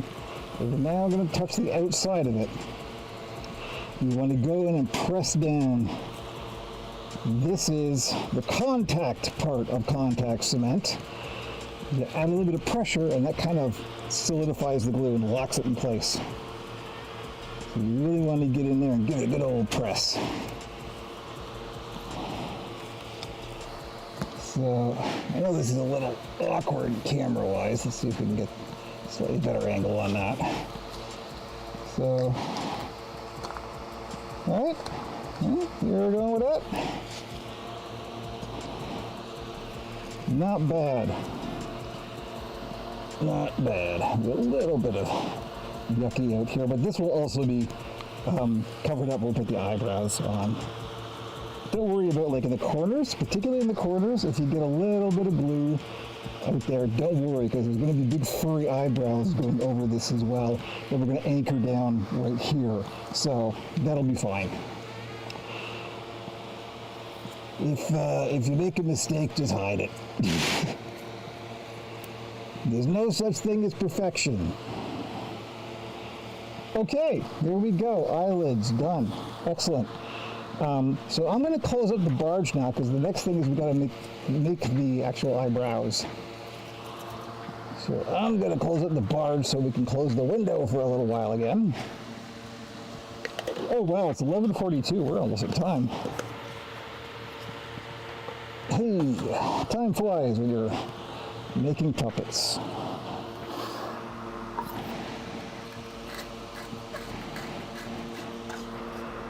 All right, we'll get started on the eyebrows at least. Okay, gloves come off. The barge is in fact closed. Oh yeah, there's no smell in here. At least I can't smell it, but then again, I probably couldn't smell barge anymore if you stuck it under my nose. Okay, fan off. Window closed. Boom, there we go. Okay, let's go. Actually, we're gonna stay on here. Sorry for all the camera repositioning. This is very awkward. Let's try that. Yeah, time flies when you are appreciating the heady bouquet of barge. Has delightful accents of oak and cherry wood. Fur. We need some fur. Let's get some fur. You know what? I think I want brown. I think I do want brown. Much to my own surprise. I just look at that and I go, you know, I always do black. Let's do something a little different. It's not that much different because it's quite a dark brown. But here's Here's the brow that we're gonna do the eyelids, or the eyebrows out of. You can do the whole eyebrow, the whole lid thing assembly in just fur. That'll work too. But I like the little kind of fleece eyelid thing. So this we don't even have to pattern or anything. We just have to sort of look at the direction. Hey, I'm sitting down. You can actually see me. You can just look at the direction that the fur is going, and this is clearly going in this direction, right? Just the natural nap of the fur. And you want to have that, I mean, it depends on what kind of look you're going for. I generally like to have this look sort of pointed out, so it's sort of spreading out from the eye. So just pay attention to which way fur direction is going, and we're just gonna cut a strip. At this point, all you have to do is pay attention to make sure that it's going vertically and not horizontally. Right, so the stretch is going up and down, or the nap is going up and down this way. So we just want to cut a big old strip. And how wide you cut that strip depends on your puppet. But I just gonna eyeball it, to be honest. Eyeball it, get it? Waka waka.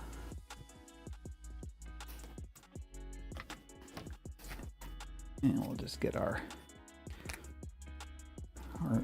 non-metric dressmaker's ruler out here. So I don't know, what is that? We'll say it in American. That's about an inch and a half. I'm gonna go a bit more than that, actually. It's good to give yourself a little bit of leeway because it's, you know, it's okay to make it a bit thick. You're probably gonna run into problems if you make it too thin. So let's just do that. This is way too long. You can actually measure approximately how long you need. In this case, it'll be super easy because you can just take that and then take your flexible measuring tape and go. You want to go from this end all the way to this end. So that's about 20 centimeters. And then you want to give yourself extra room on the ends just to fold it over. So that's not actually that much bigger. We're pretty close. We'll go about here.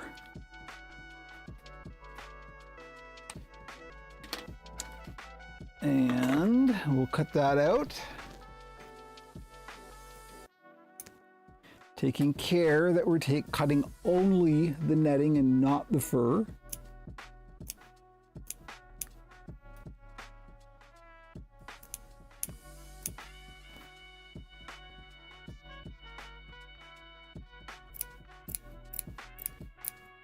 Which is why you do it in little, if you're using scissors. You can also use a razor blade for this, but if you're using scissors, you go in little snips and you kind of pull it out, pull it back, so you're just cutting the netting. You're not cutting the length of the fur.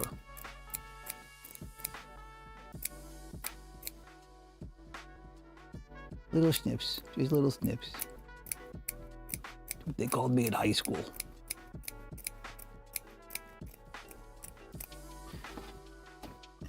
All right. And we'll just, I'm trimming it off up here because I don't know if you can see this on camera. This is the milled edge, and there's kind of like a gummy, gluey kind of border here that's kind of gross, and you don't want to get that on your puppet. So there we go. There's our strip of fur. Considering the time, I don't think I want to get into gluing this on right now. It goes on exactly the same way that we did the eyelids. You just put glue, but I'm going to put glue around the one edge. So let me bring it into camera here, and I can at least show you. So we're going to put glue. I'm not touching glue with my bare hands, don't worry. We're going to put glue. First thing I'm going to do is shave a little bit of a bald spot, sorry, on the corners down here and down here, because we're going to literally, for me at least, you can use whatever you like, but I'm going to hot glue the corners down because it's just quick. Our strip of unibrow, exactly. Now you can do discrete brows if you want, because you see we do have kind of separated, but obviously it's just easier to do a unibrow on left to right. Come on, puppeteer. It's just easier to do a unibrow for this kind of thing. But yeah, that's kind of it. And then we're gonna start in the middle instead of starting at the ends, because we are gonna like tack down the ends, and we want to make sure that we have the length. I might actually want a longer strip than this. This is a little too short. But I'm gonna put the glue on two edges. I'm gonna put it on the outside edge here, and then on the inside here. And we're actually gonna take this, glue it on that one side, and then we're gonna glue it down and kind of wrap it around so it's kind of snug in there. And this will hold on, you know, the upper side of that fleece. I know it's a little hard to see, but anyway, this is why you want to pay attention to the direction of the fur, because obviously you want this going up and away from the eye, right? If I would do it the other way around, I mean, this is perfectly legit, but this would then be going down towards the eye, which is a completely different effect, and that can certainly be, you know, if that's what you're going for with this character, then, you know, by all means. But I think for this particular character, we want it up and away from the eye, like that. And that's kind of it. That's it for the eyelid eyebrow. Takes a bit. This is one of the more time-consuming types of puppet that I make. So, do we just get spam? Cheap followers on that spam person's. Somebody take care of that. if there are any mods around, please just nuke traced export or terrorist export. Good. Why even try? It's me. I got like what, a couple of hundred followers. Who's gonna believe me? You are fishing for nothing here. So no worries. Spam is what flush. Yeah, really. So there we go. That's kind of it. Now, I know what I want to do. Before we go, I got to show this off. For the teeth, because my original thought was I want to do like sort of tusks or just like a lower fangs. But because the underbite didn't come out quite as pronounced as I would have liked it, there isn't a lot of room, a little bit of room, but not a lot. Down here for the teeth, and I don't want to risk like having them bang into the mouth as the mouth moves. So what I decided was I'm only going to do one tooth, but I'll do like a square tooth, almost like a buck tooth, but on the lower jaw. But I don't know even what you call that. But I ended up 3D printing this. So I don't know how well you'll be able to see this on camera. But it's like, I love the shape of this because it's like two teeth, and I tapered them and sculpted them. And because I've got the multi-filament feeder, I could actually do it in two colors. So I've got a little black base on here. But I think this, it's kind of hard to see, but there you get the general idea. I think this is gonna look pretty darn good. Now, there is a problem, and I just realized this morning. The problem is because the plan is I was just going to glue this down. You can use either contact cement or even just hot glue. The problem is the surface area. This will be very easy to break off. If I just glue this down to the lower jaw like that, because this is so tall and thin, any little force on this will just snap it off. Well, that probably wouldn't be an issue if, I was making this for a known client or a production or something, because there would be people standing by to fix it. But this is just going up for general sale, so I want to make that more robust. So what I've ended up doing is a slight redesign. Hopefully this will work. I'm not super confident. Going forward, I have another plan of how to counteract this and still make the nice tall plastic teeth. But I printed out one, there you can see it, that has a wider base. It's still quite flat, but there's just more surface area to glue onto, right?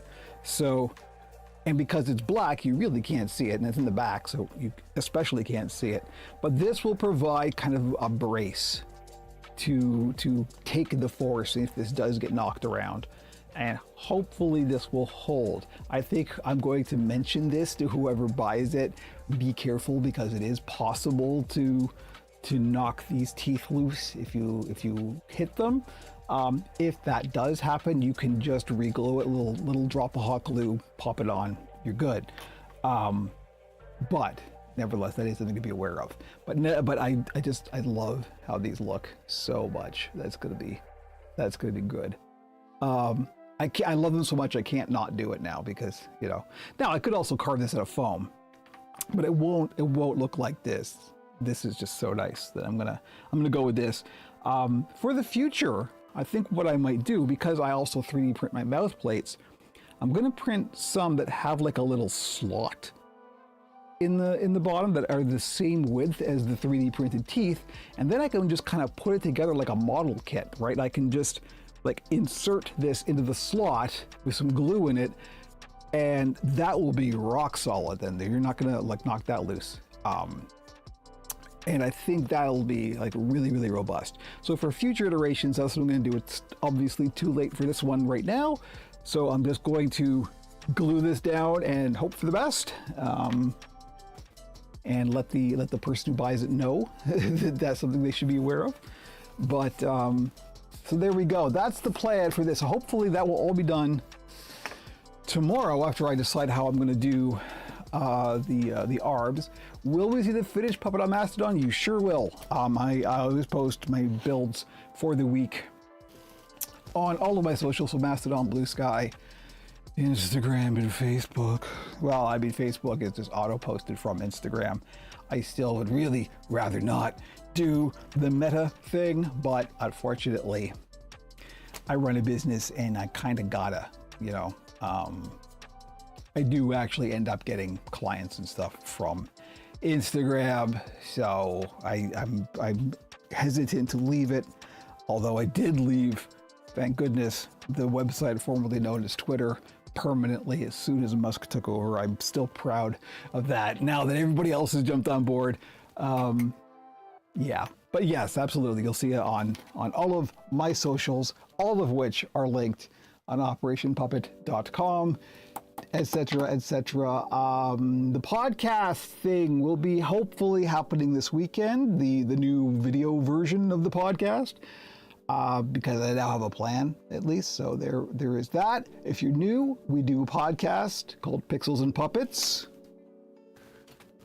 Of course, we have a podcast. We're old and white, so therefore we're legally required to have a podcast where we talk a little bit about puppets and a lot about things like video games and tech and things like that. And we have a good time, and hopefully it's entertaining. If you like a good banter, if you love parasocial relationships, you should probably listen to our podcast, and you'll have an enjoyable time. And thank you very much. We're right at time here. Look at that, perfect. So thank you once again. Next week, if there's a build stream, which there may not be, but if there is, it will not be on Wednesday. Stay tuned to the socials. I will announce all the things as I know what's going to be happening. Then I will tell you. So see you next stream. If Krampus doesn't take one of us next week, we'll do an inventory on the next build stream and see who the Krampus visited and who they didn't.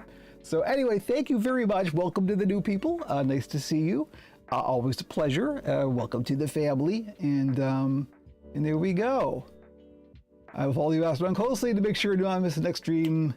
If there is one next week. Excellent, good stuff. I hope to do one at least before the end of the year, just as a wrap up, or just to hang out and chat. So we'll see how it goes. Maybe we'll do a post concert report or something. First metal show in quite a while. So I'm doing what any metalhead would do. I'm gonna go get a new suit. My wife gave me a gift card for a local tailor that I've been very much interested in. And so I'm gonna get a new suit just for the concert. I'm not a typical anything, and that includes a typical metalhead or puppet builder. So anyway, yes, thank you very much, everybody. I'm gonna go finish my coffee and then work on the puppet some more. So have a good week and weekend, and stay tuned to the socials, and we'll let you know what's going on. Thank you, everyone. Once again, I'm gonna go now because I can never wrap these things up cleanly. Bye.